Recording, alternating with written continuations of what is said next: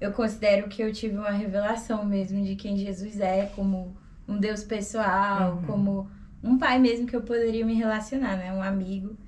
E mais ou menos quando eu tinha uns 15, 16 anos, minha mãe sentou para conversar comigo, explicar que eu precisava ter minha relação com o Senhor, né? Que eu não poderia depender dela para viver isso. E aí, enfim, comecei a buscar o Senhor. E mais ou menos nesse momento também uma amiga da escola me chamou para ir para Koinonia. E aí, na Koinonia, em um acampamento de adolescentes, Aí sim. eu recebi esse chamado claro, assim, do Senhor. E aí, meu povo? Paz do Senhor, crente. Eis que te digo-te. Paz do Senhor. Gente, estamos aqui com quem? Carolina. Respeita ela, que ela tem um nome bem grande. Carolina o quê? O sobrenome. É Caroline Viana Macedo. Ih, tá vendo? Respeite. Pois estou aqui com Carol, minha gente. E esse programa é o quê? BrinaCast com Sabrina Fontinelli. Estou eu aqui, presta atenção. E aí eu disse assim, eu gravei com a Paula, já tem um programa dela aqui também. E aí a Paula disse, mulher, tem Carol. Paula, quem é que tu indica pra gravar comigo, mulher? Tô procurando aí um povo pra me chamar. Ela disse, mulher, eu tenho uma amiga que ela é irmã do Coque. Ó a referência, presta atenção. Irmã do Coque, mas minha gente é contemporânea, né? Não uma menina dessa bem aqui, que ela disse que não tem 22 anos, 24, 24? 24. 24 anos, a irmã do Coque dessa aqui, nova, bonita. Sim, pois referência, senhora. No ramo dos crentes, paz do Senhor, irmã. Tô bem. Ei, como é que anda a vida, Carol? O que tu tem aqui pra contar pra nós nessa vida dos crentes? Por que Paula disse que tu é mulher do Coque? Não tem que ter uma história bem aí, minha senhora. Então, quando eu era adolescente, eu entendi o chamado de Deus para intercessão, não sabia exatamente o que era, né? Sabia que era orar por outras pessoas, mas eu recebi de uma forma muito clara do Senhor, né? O Senhor me chamando para estar nesse lugar. E ministerialmente eu comecei a me envolver, só que eu tinha o quê? Uns 16 anos. Tu és de onde? E não é muito comum, 16, né? tá ótimo pra saber do que Deus quer pra vida. Eu, até hoje, eu fico assim, Senhor, o que é que o Senhor tá querendo esse dia aí que eu não tô sabendo, não. Mas vai dar certo. Sim, mas tu nasceu aonde? Eu nasci aqui em Brasília, cresci em Brasília, vivo aqui em Brasília. Mas tu nasceu num lar evangélico? Sim, nasci em um lar evangélico. Minha família, a grande maioria é evangélica também. Essa é a tua ou é a minha? Que número que tem aqui? Acho que é a tua. Porra, agora trocar. tu vai ficar com isso aqui. Um pequeno corte. Pronto. Sim, aí tu nasceu num lar evangélico? Nasci em um lar evangélico, sempre na igreja, com mais ou menos uns 12 anos eu me batizei. Eu nasci e cresci numa igreja presbiteriana. E Foi lá na Samambaia. Morava por lá também? Morava por lá. E aí, graças a Deus, nasci em um lar cristão, né, evangélico. Minha mãe, meu pai sempre muito envolvidos na igreja. Minha família também, tia, primo. Glória a Deus, glória a Deus. Glória a Deus, sim. Esse pra mim é um grande privilégio. Porque às vezes a pessoa tá dentro da igreja, ou é novo convertido, e quem tá dentro da igreja vê uma pessoa contando aquela história, Deus me tirou das drogas, Deus me tirou de não sei o quê, e acha que não tem um grande testemunho para contar só porque tá dentro da igreja desde sempre. Mas a grande sacada, a grande bênção é você nunca ter se desviado e ter uma história vamos dizer, de santidade, porque todo mundo é errado, minha gente, todo mundo peca, todo mundo precisa de Deus todos os dias para ser lavado e remido no sangue dele. Mas, assim, quem vive na igreja é uma grande vitória. Porque tu disse que foi, que Deus te revelou isso com 16 anos, mas foi lá na presbiteriana? Não. Como foi? Eu passei um tempo na presbiteriana, aí depois que eu e meus pais, a gente veio morar em Águas Claras, a gente mudou de igreja. Passei um tempo indo em uma outra igreja, mas aí fui convidada por uma amiga da escola a ir pra Koinonia, e aí conheci a Koinonia. Foi bem mais ou menos num tempo, assim, que eu considero que eu tive uma revelação mesmo de quem Jesus é, como um Deus pessoal, como um pai mesmo que eu poderia me relacionar, né? Um amigo. E mais ou menos quando eu tinha uns 15, 16 anos, minha mãe sentou para conversar comigo, explicar que eu precisava ter minha relação com o Senhor, né? Que eu não poderia depender dela para viver isso. E aí, enfim, comecei a buscar o Senhor. E mais ou menos nesse momento também uma amiga da escola me chamou para ir para Koinonia. E aí, na Koinonia, em um acampamento de adolescentes, Aí sim. eu recebi esse chamado claro, assim, do Senhor me chamando para interceder, para estar nesse lugar de oração, né? Uau! Eu fui uma adolescente criada na igreja a vida toda também. E eu lembro que eu saía da minha terra e da minha parentela para ir para a sede. Eu era da Assembleia de Deus. E aí eu não gostava de pegar sol, era uma coisa que me irritava. Tem dá aquela agonia, não entenderei, não saberei explicar. Mas por amor a Jesus, eu tinha uma motinha e eu saía da minha casa com o carro em 6 quilômetros pegando sol. Porque não é um sol, minha gente, é um sol do Piauí. Vocês estão entendendo? Viu? Os seus 45 graus. E eu ia para a escola dominical, que foi onde Jesus se revelou também. Eu acho que é o nosso passo, assim, individual. Tu disse que foi no acampamento. Era algo que não estava tua família, não estava todo mundo. Estava tu buscando o Deus da tua mãe, vamos dizer assim. Sim. E foi assim que Deus se revelou a mim também. Aí, Deus te revelou. E aí, como foi que seguiu a vida depois que Deus falou para ti? Na escola, porque era tempo de escola ainda, né? É, tempo de escola. Eu comecei a me envolver ministerialmente com a igreja, né? Servi no ministério que a gente chama de conexão, que tá ali com a plaquinha falando seja bem-vindo, sorrindo, acolhendo as pessoas, né? Isso, eu sou podeira. E aí também eu me envolvi com a intercessão das senhoras. Eu fui direcionada a estar com elas, a aprender, né, participar, que hoje, até hoje tem, né, no mesmo dia, no mesmo horário, o culto a reunião da oração de intercessão. E na escola também comecei a participar de um movimento que a gente chama de clubinho, que é evangelístico, né, ter um culto ali, um momento no recreio para falar de Jesus, para evangelizar, para ter comunhão também, assim, chamar outras pessoas que eram cristãs. E eu comecei a me envolver, assim, com a obra do Senhor, né? Foi tremendo, assim, foi um momento muito, muito bom. Mas me tirou uma curiosidade, esse ministério da igreja, que é de intercessão, é porque na hora o conexão é o que recebe as pessoas, né? Aquele que fica, antigo porteiro, que ficaram na porta, convidando, seja bem-vindo, aquele sorriso. Fique à vontade.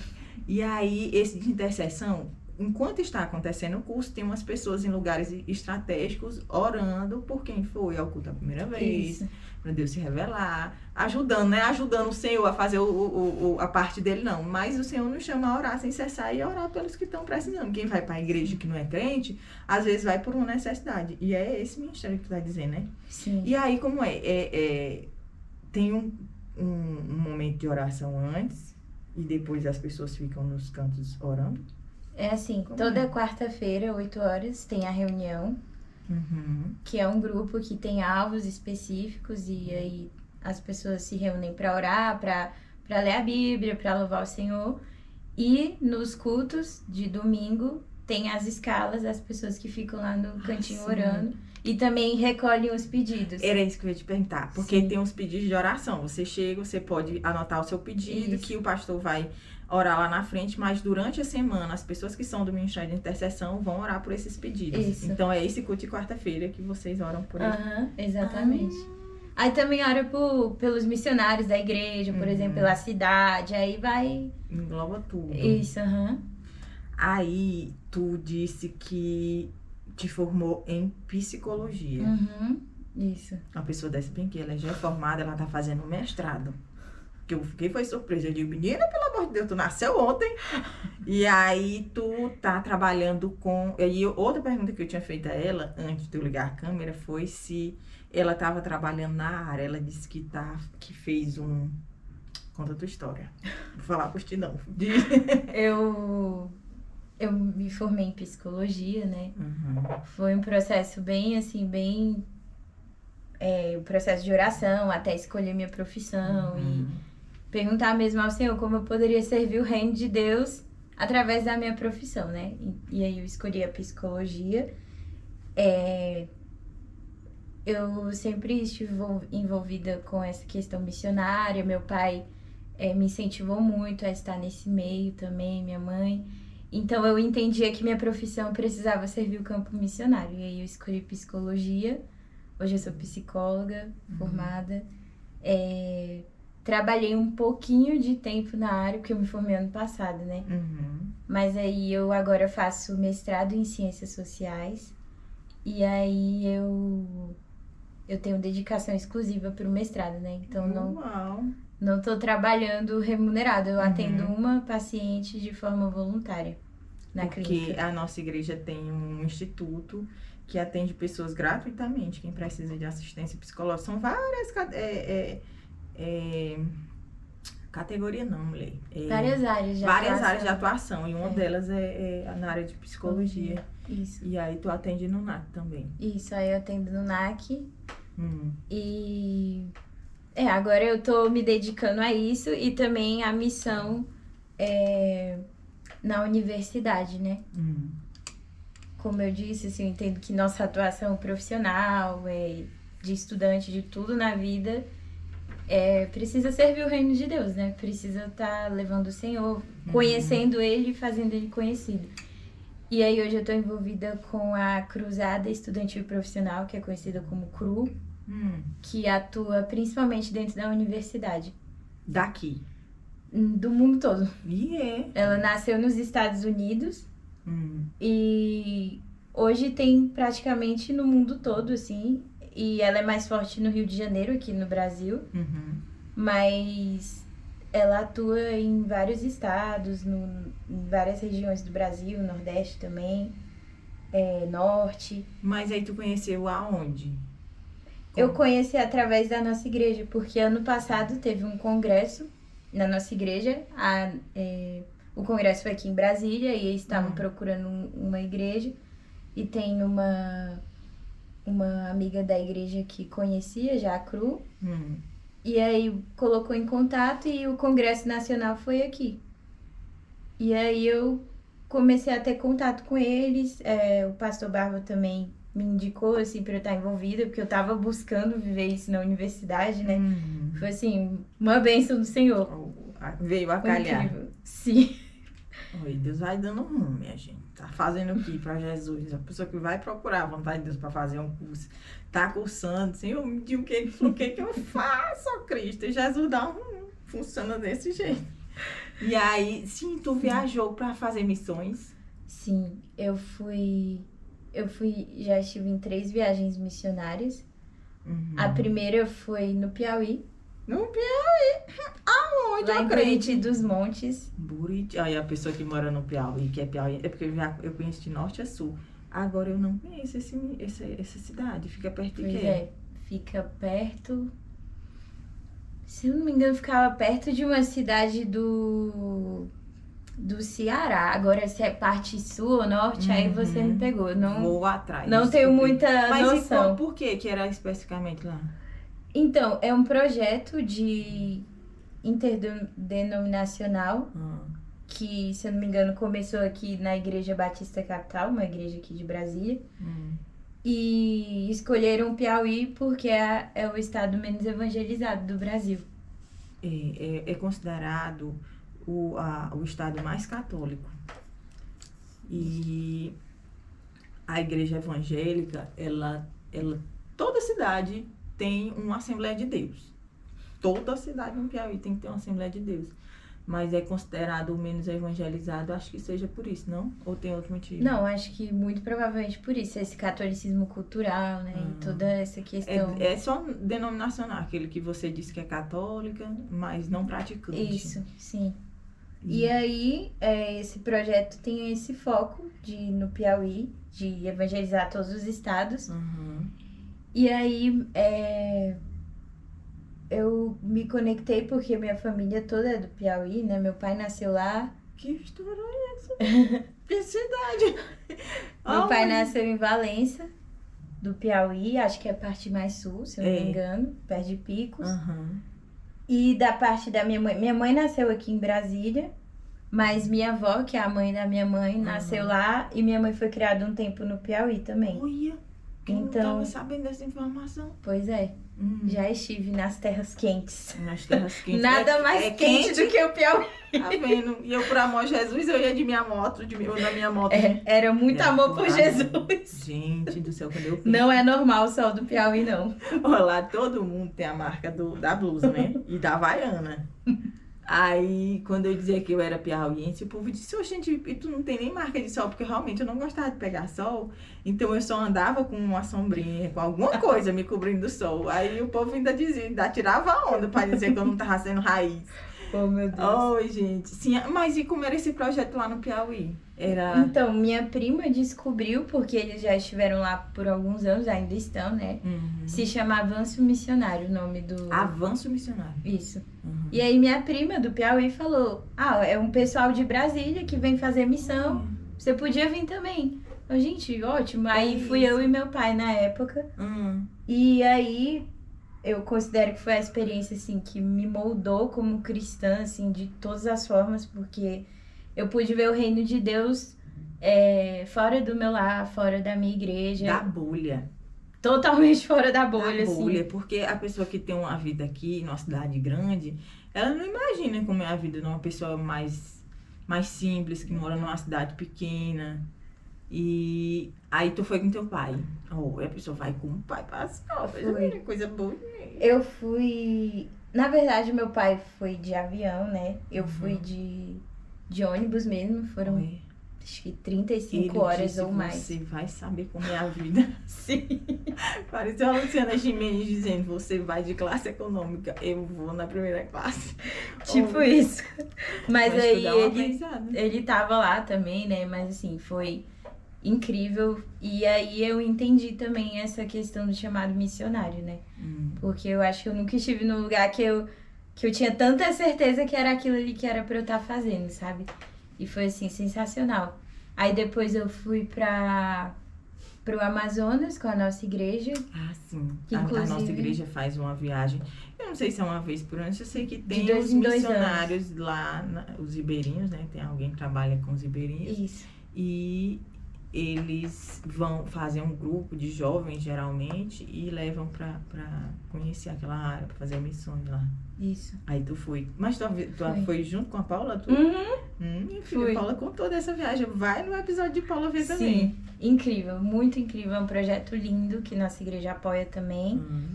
E a terceira viagem foi pra Argentina, que foi um contexto totalmente diferente. Foi uma viagem missionária urbana através dessa organização que eu faço parte, que é a CRU. E aí a gente foi para uma universidade na Argentina ajudar, apoiar o pessoal que estava lá, que está lá, né, agora. Foi na Universidade Nacional de La Plata, que é perto da cidade de Buenos Aires. E foi também uma experiência, assim, incrível, né? Muito, muito diferente de tudo que eu já vivi. Qual a diferença da evangelização lá, assim, do povo mesmo? De lá do Nordeste, vamos dizer, pro de lá, da Argentina? Nossa, totalmente diferente, assim. As pessoas não têm uma cultura tão cristianizada quanto a gente aqui, né?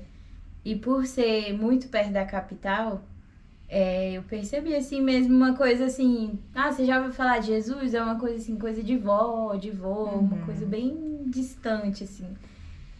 É um choque cultural, de certa forma, né? Mas foi, assim... Eu aprendi muito, entendi como Deus se manifesta de formas diferentes, né? De forma tão simples, a forma mais complexa, com um ribeirinho, um universitário... E, assim, foi tremendo também. Passou por vários polos, não, tem outro nome, deixa eu achar um nome aqui,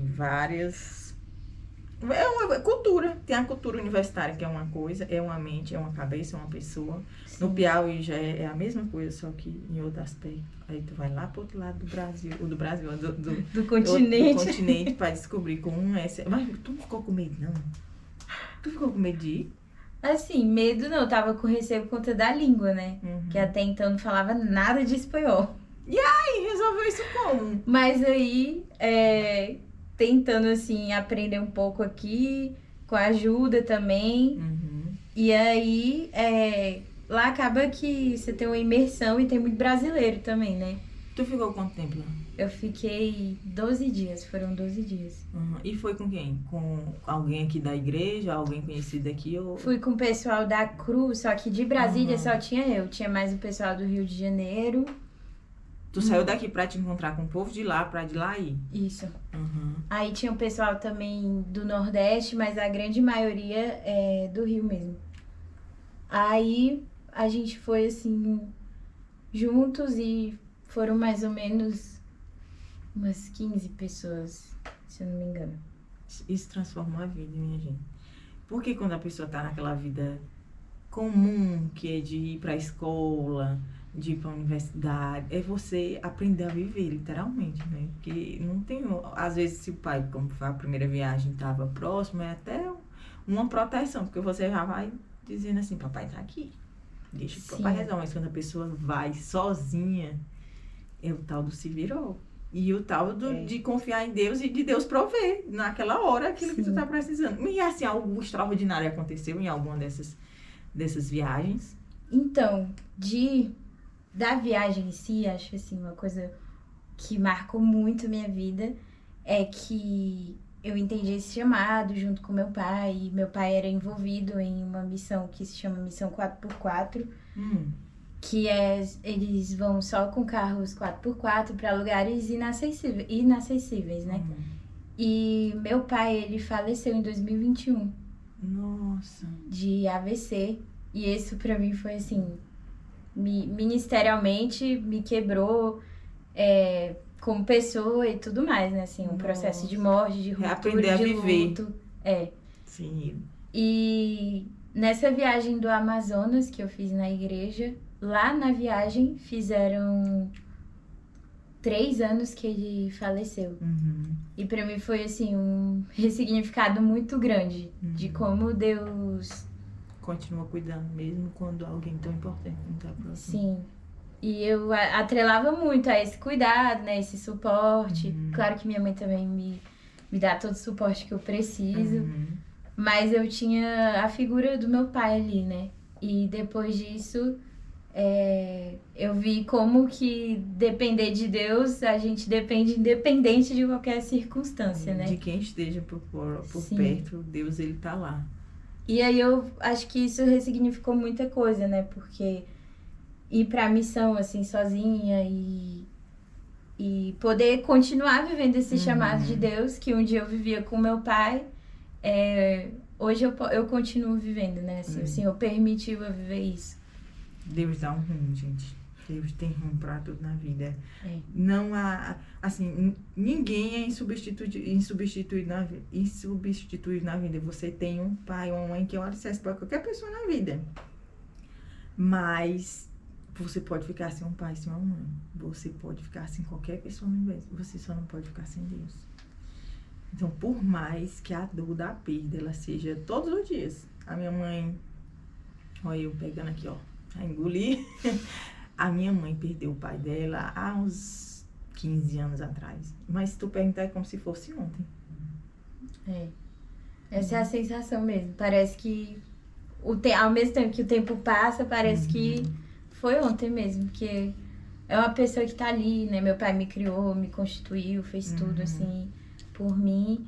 E eu cresci com esse pilar, né? Então não ter mais de uma hora para outra. Deus sabe de todas as coisas. Jamais entenderemos o porquê da hora, o porquê do momento.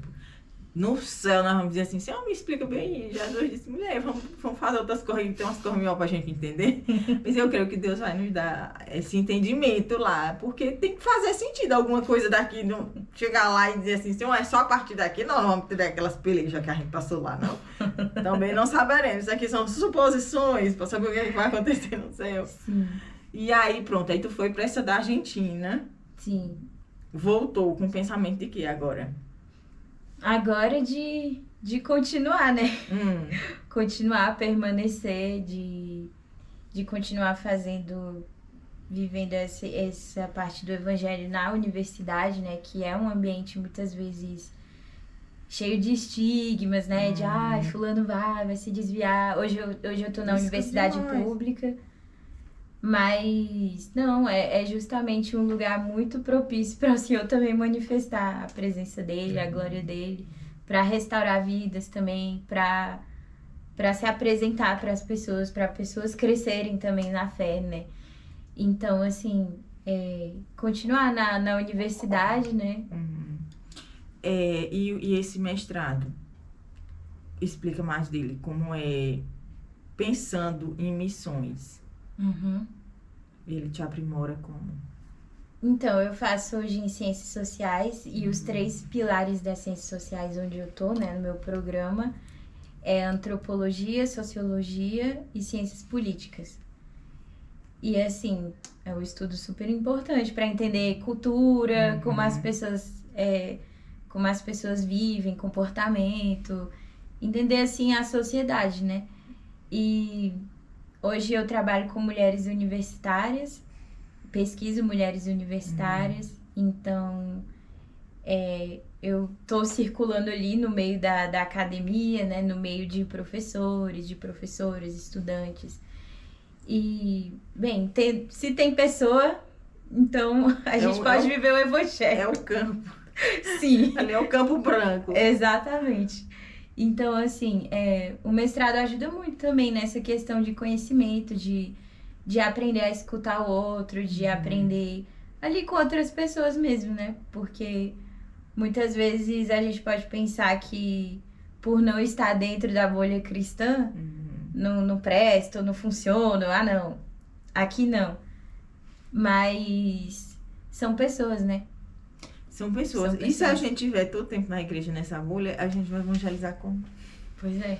Se Deus ama, não é aqueles são, minha gente. A Bíblia fala isso. Deus ama quem está doente, quem está triste, quem está abatido. E a gente tem que ser esperança para esse mundo através de Cristo, porque a gente não vale nada.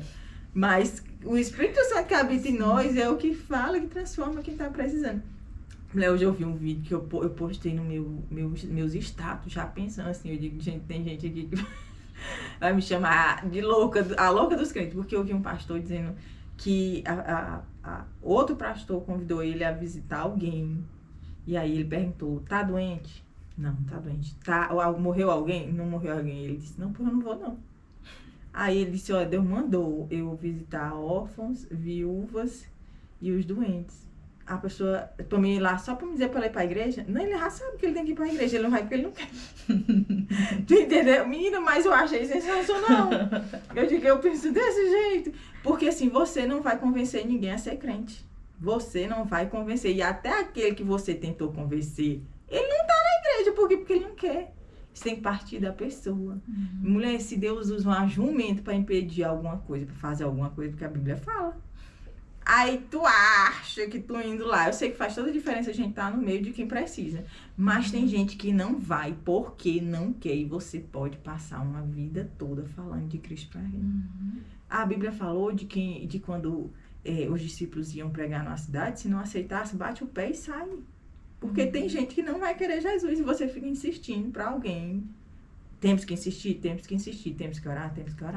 Mas chega ao ponto de você dizer, ó, meu amorzinho, na hora que a peleja chegar, ó, crente, esse que eu te digo, tu vai.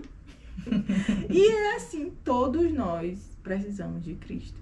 E na hora da necessidade, aí lembra daquele versículo, lembra daquela amiga que falava de Cristo. E é assim que Jesus vai fazendo a colheita dele, é do Senhor. Como é que ele vai colher aquilo que foi semeado, foi plantado? Não sabemos, mas eu achei muito interessante. Você não tem que adular ninguém para ser crente. Já era o meu pensamento, porque eu sou logo a bruta. Quer, não quer. Vê-se? E aí, mas essa história de unir a psicologia é justamente isso, porque também a mente humana é um negócio. Sim. Porque você não sabe quem foi que viveu do jeito que viveu, como viveu. Os traumas, as coisas. Sim. Eu acho que a psicologia ajuda muito a entender melhor o contexto, né? A entender melhor, às vezes, por que aquela pessoa é assim. Claro que muitas coisas não se justificam, né? Sim. Mas são explicadas através da psicologia. E ter um pensamento, assim, acho que a psicologia nos ajuda a ter mais empatia, né? E eu vejo que a missão, a intercessão, ela tá muito ligada a essa compaixão mesmo, a Claro que nossa empatia humana não é a compaixão que o Espírito Santo gera, né? Mas são coisas que andam juntas, né? E que são importantes para todo cristão, né? Para gerar mais esse entendimento, esse sentimento, esse movimento de se colocar no lugar do outro, de se ver também como pecador e necessitado da graça de Deus, né? Todos nós. Todos os dias, né? Todo dia sendo aperfeiçoada, porque não valemos nada e não servimos para nada. Sim. Eu escutando uma música também, mulher, tem umas piadas gospel. É porque assim, às vezes a pessoa vai falar o que quer através de uma música, de um vídeo, se expressar. E a música, deixa eu ver, agora eu vou tentar lembrar a música. Ah, meu pai. Espera aí que eu vou lembrar. Comecei a contar a história, agora esqueci. Não, vamos pular esse assunto. Vamos voltar. O Espírito Santo tá me tirando da mente, que é pra eu não falar. Quieta, sabe? E com relação ao mestrado, tu tá como exclusiva. Aí tu atua como? Na faculdade? Então, eu atuo fazendo minha pesquisa, né? Que preciso escrever uma dissertação. E minha pesquisa é através de entrevistas com mulheres universitárias. Eu pesquiso geração de mulheres, então mulheres que estiveram estudando durante a ditadura, mulheres que estiveram estudando depois e as que estão estudando hoje. E como é que tu consegue achar esse povo? Tá conseguindo achar esse povo? Conexões mesmo. Uma professora conhece outra. A universidade funciona muito assim, né? Principalmente nessa parte da academia. Então, assim, o famoso network, né? E... Quais são as perguntas? Da entrevista? São perguntas voltadas para saber como foi a experiência de ser mulher, porque geralmente a mulher é atravessada pela maternidade. Tem um grande índice de mulheres que não ocupam cargo de liderança dentro da universidade. Então, tentar entender o que acontece, porque a maior parte da universidade são mulheres. Nossa. E por que elas não estão em cargos de liderança? Por que algumas universidades... Hoje já está mais desenvolvido, né? Mas antes não tinha, assim, uma sala para amamentar, um lugar para deixar o filho. Aí muitas saíam, tinha uma evasão muito grande. Então, entender esses fenômenos sociais para ajudar, né, as mulheres a permanecerem, a acessarem outros cargos, a serem reconhecidas. Tu já entrevistou quantas pessoas? Até agora, creio que umas 10. E aí tu vai na casa, tu vai em algum lugar, combina um encontro? Eu combino de ir em um café ou, no caso, na universidade também. Eu tô achando que é só ter um podcast e ninguém tá sabendo. Porque é basicamente isso, entender a vida alheia. Só tá ter um podcast bem, não tá me contando. Né? E aí, tem um tempo, assim, de conversar, de entender como é a dinâmica familiar. Muitas mulheres não nasceram em lares que tem outras mulheres universitárias, às vezes é a primeira da família. Estimulava o estudo. Então, entender essa dinâmica também, mais ou menos nesse sentido, assim. E é incrível, porque eu amo escutar, né? Mulher, mas eu vou te contar, assim, porque tu me fez pensar agora sobre isso. E a mulher sendo a maioria na sala, como é que, assim... Porque a gente sabe que a vida hoje, a economia, o governo tá de um jeito que muita gente que é universitária tá trabalhando como Uber, tá trabalhando no supermercado. E esse teu estudo faz entender isso também? A gente não se aprofunda, mas cita, né, a questão do trabalho, que muitas pessoas precisam estudar e trabalhar, né? E nem sempre a universidade pública, ela gera essa oportunidade. Agora eu tô me aprofundando mais na Universidade da Argentina, e aí lá é outra dinâmica. Lá, geralmente, as pessoas demoram mais para se formar. Lá é acesso ilimitado, então qualquer pessoa que quer fazer faculdade pode entrar numa universidade pública. Aqui realmente é uma barreira muito grande. Aqui é complicado, é bem diferente, assim, a leitura social. Geralmente quem precisa trabalhar ou faz noturno ou vai para uma particular, né? Porque até para entrar é muito difícil. Sim. Porque assim, se a pessoa estudou numa escola pública e não teve... Meu marido, não vou longe não, meu marido estudava, gente do céu, ele trabalhava a manhã e à tarde e ele ia pro colégio à noite. Que é só para ouvir lá, assim, lá longe, o professor falando alguma coisa. Porque, gente, uma pessoa que passou o dia todo fazendo outra coisa à noite tá cansado. É. E ele conseguiu vencer na vida, e quando eu digo vencer na vida, é porque assim, ele conseguiu se esforçar através de Cristo, claro, Jesus dando direção, ele conseguiu estudar para concurso e lograr êxito. Mas isso é a história da pessoa querer muito. E eu acho que deve ser a resposta das pessoas ficarem no meio do caminho, porque é uma persistência muito grande para você passar no concurso, para você conseguir entrar na universidade. Na pública, gente, porque particular é mais fácil, vamos dizer assim, mas precisa de outra coisinha, vamos dizer assim. E que mais? Sim, é uma realidade muito dura, né? Porque nem sempre tem famílias que a pessoa precisa trabalhar para sustentar mesmo, né? E aí é bem complicado. E investigar mulheres, pesquisar mulheres, tem outros marcadores sociais também, né? Então, às vezes a mulher tem que sustentar a casa, aí tem menino, aí tem que estudar, às vezes não tem uma rede de apoio. A creche nem sempre tá ali aberta 24 horas. Então, assim, tem toda uma dinâmica. São muitos fatores. E antigamente não se podia levar criança pra faculdade, né? Hoje já tem um espaço, tem todo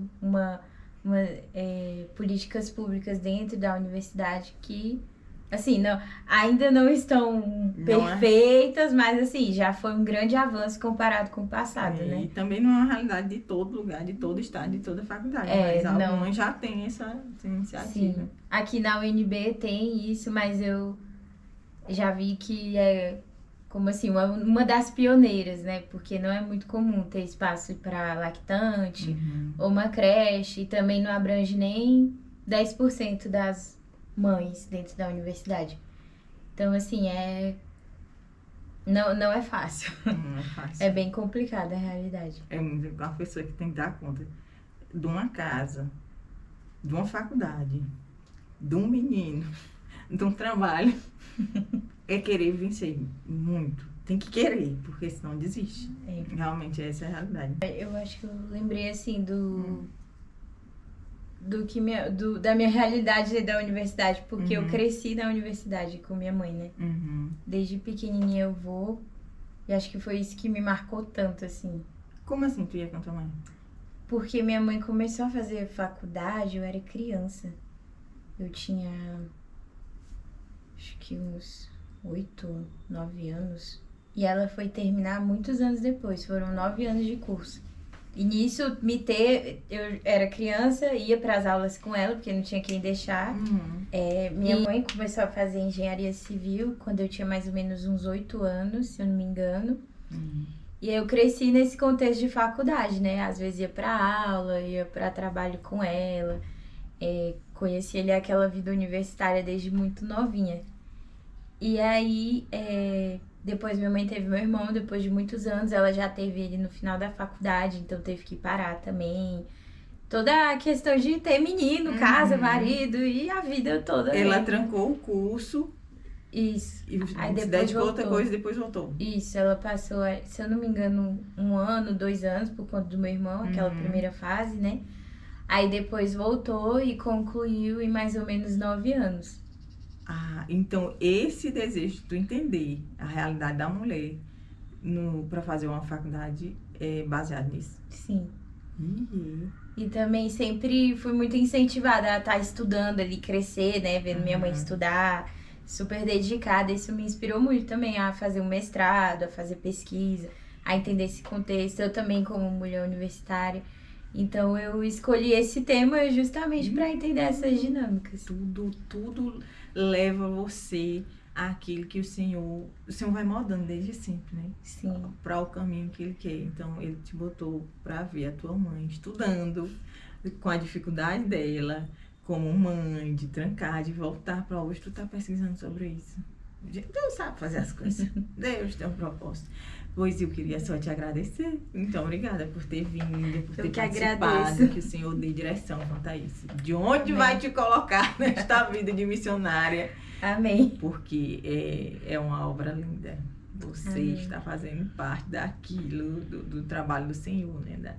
Do trabalho pelo reino. Porque assim, o que a gente faz nessa terra é importante. Todo trabalho é digno, é importante. Tudo aquilo pode glorificar o Senhor.